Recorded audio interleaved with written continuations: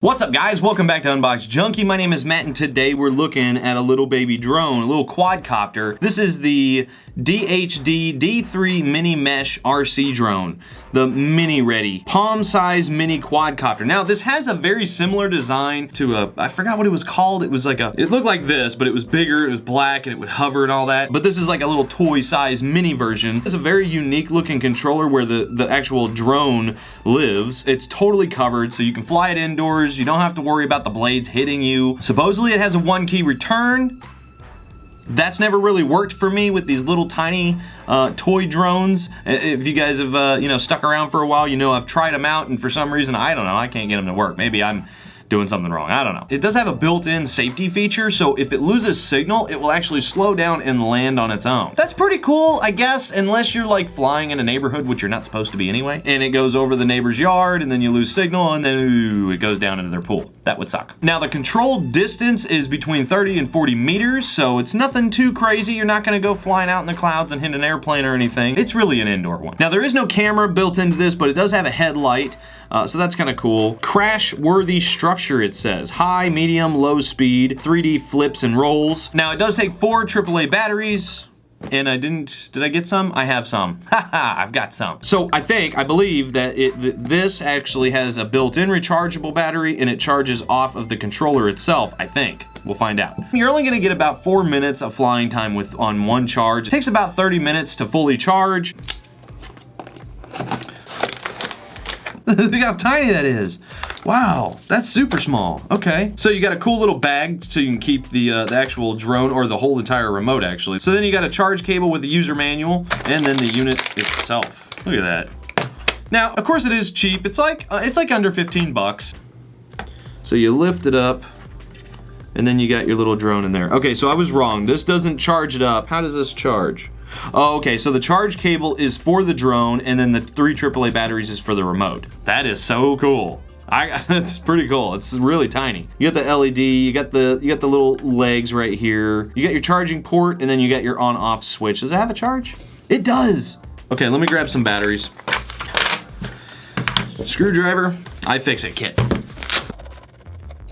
we go. All right, thank you, iFixit kit.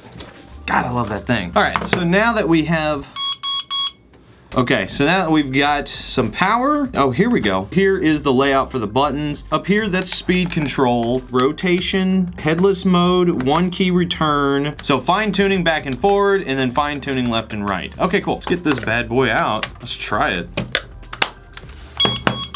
Turn you on. Oh. This is not gonna turn out good.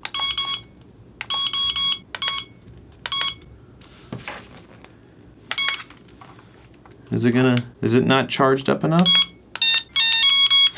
Oh, oh, oh man, that happened quickly. There we go, fast mode, here we go. Oh, oh, oh, you need to adjust. You need to adjust, adjust. Oh, yes. Oh my God, this thing is awesome. Whoa, where are you going?